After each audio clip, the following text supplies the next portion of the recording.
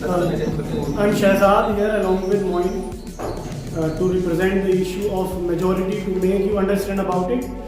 Okay. In accordance with my partner, I will be using a little bit Hindi along with English क्योंकि purely English में use करना क्योंकि वो Hindi medium में थोड़ा सा है ना, तो इसलिए मैं क्या करूँगा, थोड़ा सा मेजॉरिटी को एक्सप्लेन करूँगा and after that he will be explaining about the impeachment of. ठीक, तो देखिए majority, why we need majority. Majority की जरूरत इसलिए पड़ी, सबसे पहली बात तो कि एक वो कहावत है ना, जिसकी लाठी उसकी भैंस, ठीक है ना। तो जिसकी majority he will be the king, उसको पता है कि हाँ पॉलिसी लानी है तो मुझे मेजॉरिटी भी देनी है। तो इस चीज को देखते हुए हमारे कॉन्स्टिट्यूशन में तीन तरह की मेन जो है वो तीन तरह की मेजॉरिटीज है, सिंपल मेजॉरिटी, एब्सोल्यूट मेजॉरिटी और तीसरी हो जाती है हमारी इफेक्टिव मेजॉरिटी। और फिर इसमें एक जो पार्ट है एब्सोल्यूट मेजॉरिटी का, चूंकि उसको कॉन्स्टिट्यूशन ने कहीं भी सिंगल यूज नहीं किया है, इसलिए उसका एक स्पेशल मेजॉरिटी में यूज किया जाता है, ठीक है ना। तो जो सिंपल मेजॉरिटी होती है वो ये कहती है, अगर आप कोई भी बिल ला रहे हैं, चाहे वो मनी बिल हो, फाइनेंस बिल हो या ऑर्डिनरी बिल हो, ठीक है, या और भी बहुत सारी चीजें, किसी का अपॉइंटमेंट करना है, ठीक, तो मेन चीज यही कहा जाती है कि ऑर्डिनरी बिल को अगर पास कराना है तो उसमें आपको जितने मेंबर वहां प्रेजेंट हैं, एक वर्ड है कॉन्स्टिट्यूशन में प्रेजेंट एंड वोटिंग, ठीक है ना, मेंबर्स प्रेजेंट एंड वोटिंग का मेजोरिटी चाहिए, यानी 50% से ज्यादा, मोर देन 50%। ठीक, तो प्रेजेंट एंड वोटिंग ही क्यों लिया गया? प्रेजेंट का मतलब जो लोग वहां पे प्रेजेंट हैं वो काउंट होंगे। वोटिंग क्यों लिया गया? जो लोग वोट करेंगे। अब ऐसा भी तो हो सकता है कि सिर्फ हम प्रेजेंट लिख देते हैं, ठीक हो गया काम, लेकिन उसमें लिखा गया प्रेजेंट एंड वोटिंग, यानी कि ऐसा ना हो कि कोई वहां पे एब्सेंट हो और वो किसी को भेज दे अपनी तरफ से कि जाके वोटिंग कर देना, इसलिए उसका प्रेजेंट भी होना जरूरी है और उसका वोट करना भी जरूरी है। तो ये हो जाती है सिंपल मेजोरिटी के, अगर वहां पे जो कैंडिडेट प्रेजेंट एंड वोटिंग है उनका मोर देन 50%। ठीक, अगली आ जाती है बात इफेक्टिव मेजोरिटी की या एब्सोल्यूट मेजोरिटी की। पहले ले लेते हैं एब्सोल्यूट मेजोरिटी। एब्सोल्यूट मेजोरिटी में क्या होता है, टोटल मेंबरशिप ली जाती है, डजंट मैटर कि कोई प्रेजेंट है या नहीं है, वोटिंग कर रहा है या नहीं कर रहा है, ठीक है ना, जितने भी लोग प्रेजेंट हैं वो भी और जितने एब्सेंट हैं वो भी और जितनी सीट्स वैकेंट हैं वो भी, total membership, total strength count हो गए, उसका मोर देन 50% ले लेते हैं, वो हो जाती है एब्सोल्यूट मेजोरिटी। इसका कहीं भी सिंगल यूज हमें देखने को नहीं मिलता है, ठीक है, accordance with the special majority it is used in the constitution. Third आ जाती है effective majority. Effective majority is a part of absolute majority, हम ये कह सकते हैं। क्यों? इफेक्टिव मेजोरिटी में क्या होता है, एब्सोल्यूट मेजोरिटी में से अगर आप वैकेंसी को हटा दें तो वो क्या बन जाती है, इफेक्टिव मेजोरिटी। जैसे वाइस प्रेसिडेंट का रिमूवल करना है या स्पीकर का, डिप्टी स्पीकर का रिमूवल करना है, डिप्टी चेयरमैन का रिमूवल, ये सारी चीजें जो आती हैं इनको इफेक्टिव, भाई जितने लोग प्रेजेंट है वहां पे और जितने टोटल मेंबरशिप है, जो इफेक्टिव है मतलब वही तो रोल प्ले करेंगे, और जो है ही नहीं उसका उसमें क्या मतलब है रिमूवल में उसका। तो इसलिए जो उनका रिमूवल होगा उसमें हम क्या करेंगे, उनको ले लेंगे, तो वो हो जाएगी इफेक्टिव मेजोरिटी मोर देन 50%। अब जो आ जाता है एब्सोल्यूट मेजोरिटी का स्पेशल टाइप, ठीक है ना, उसमें भी तीन पार्ट बनते हैं। ठीक, सबसे पहला पार्ट जो कि बहुत ज्यादा जरूरी है, अगर हमें कोई भी कॉन्स्टिट्यूशनल अमेंडमेंट करना है तो इसको हम इस तरह से भी बोल देते हैं, एज पर article 368 the special majority type first, जिसमें क्या होता है, जो प्रेजेंट एंड वोटिंग उसका हमें मोर देन 50% नहीं लेना है, उसमें क्या करना है, 2/3 ऑफ प्रेजेंट एंड वोटिंग लेना है, supported by 50% of the total membership, ठीक है ना। यानी कि इसमें दो कंडीशंस आएंगी, एक तो जो प्रेजेंट है उनका 2/3 वहां पे प्रेजेंट होना चाहिए, और दूसरा जितनी उसकी स्ट्रेंथ है उसका मोर देन 50% को वो मीट करना चाहिए। मिसाल के तौर पे देखिए, टाइम कम है थोड़ा सा तो मैं एग्जांपल नहीं लूंगा, वरना मैं एग्जांपल के तौर पे भी समझा सकता था कि 200 लोग हैं और 2/3 उसके इतने होंगे, और फिर उसमें अगर वो 50% से ज्यादा हो रहे नहीं हो रहे वो देखना है, ठीक है।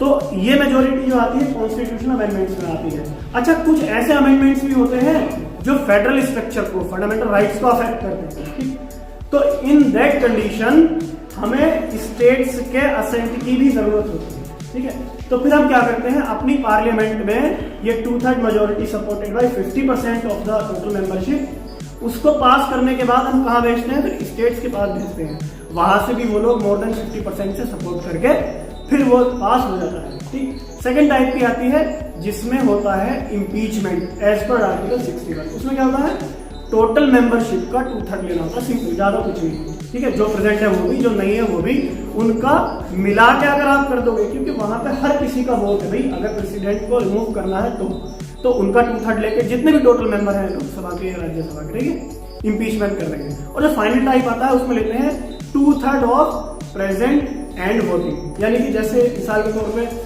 मुझे कोई स्टेट का मैटर है और पार्लियामेंट को उसमें कुछ अपना इंप्रूवमेंट करना है या कोई अमेंडमेंट करना है, कोई बिल लाना है उससे रिलेटेड मैटर से, तो वहां पे जितने लोग प्रेजेंट है, ठीक है, उसका 2/3 ले आओ, ठीक। और 2/3 इसलिए लाते हैं ताकि भाई इसमें भी तो 50% ला सकते थे, लेकिन 2/3 का मकसद सिर्फ इतना है कि माइनॉरिटी के जो राइट्स हैं उनका कोई भी एक्सप्लॉइटेशन ना हो, क्योंकि उसमें 2/3 बहुत बड़ी मेजोरिटी है कि मतलब जो डोमिनेटिंग रूलिंग पार्टी है वो उसको अपनी फेवर में ले जाके अपनी मनमर्जी से एक तरीके से ट्रेनिंग कर देगी, ठीक है ना।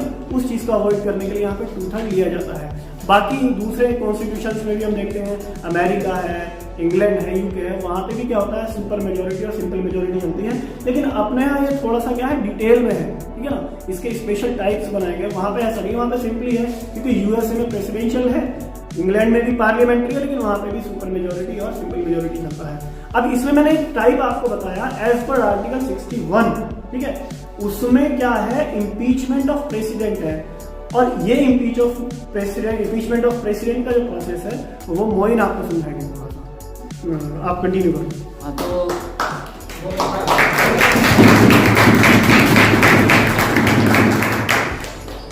चूंकि हमारे माननीय राष्ट्रपति ने संविधान का उल्लंघन कर दिया है, इसलिए अब हम उन पर महाभियोग चलाने की प्रक्रिया कर रहे हैं। और अब विपक्ष हमसे क्वेश्चन पूछेगा ये तुम्हें अनुमति कौन दे रहा है, तो उनकी सहमति के लिए मैं उन्हें बता देना चाहता हूँ कि संविधान का अनुच्छेद 61 मुझे ये शक्ति देता है कि मैं किसी भी सदन में जाकर एक प्रस्ताव पारित कर जो संकल्प द्वारा निर्धारित हो उसे ले जा सकता हूँ। और मैं ये संकल्प ले आया हूँ सपोर्टेड बाय, यहाँ पर जितने भी मेंबर बैठे हैं उसके 1/4 के सिग्नेचर भी यहाँ पर उपस्थित है। तो अध्यक्ष महोदय से मैं कहना चाहता हूँ कि हमारा नोटिस स्वीकार करें और राष्ट्रपति को इसकी अनुमति दे। और आज से 14 दिन के बाद हम इसी सदन में मिलेंगे और अपनी प्रक्रिया चलाएंगे, राष्ट्रपति पर महाभियोग चलाएंगे। तो अध्यक्ष महोदय ये स्वीकार किया जाए। 14 दिन बाद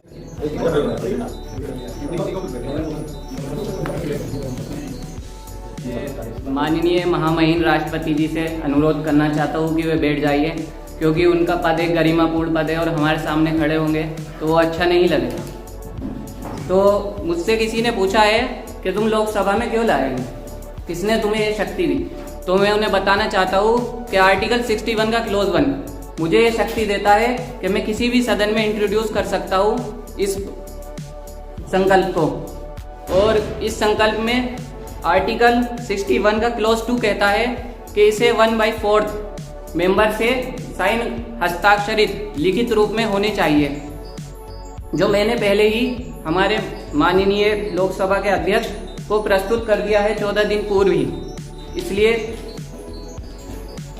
अब 14 दिन पश्चात हम राष्ट्रपति जी के सामने बताना चाहते हैं कि हमने एक बिल पास किया था, बट इन्होंने कैबिनेट मिनिस्टर की सलाह नहीं ली, तो इसलिए कॉन्स्टिट्यूशन की अवहेलना में हम इन पर इम्पीचमेंट चलाना चाहते हैं। तो मैं यहाँ सदन में बैठे जितने भी सदस्य हैं उनसे गुजारिश करूंगा कि जैसे अनुच्छेद 62 के खंड 2 के उपबंध 1 में प्रावधान है कि 2/3 मेजोरिटी हमें चाहिए, तो मैं सबसे अनुमति चाहूंगा। आपकी डेस्क पर एक एक पेज दे दिया गया है, तो आप अनुमति से इसे पारित किया जाए ताकि फिर हम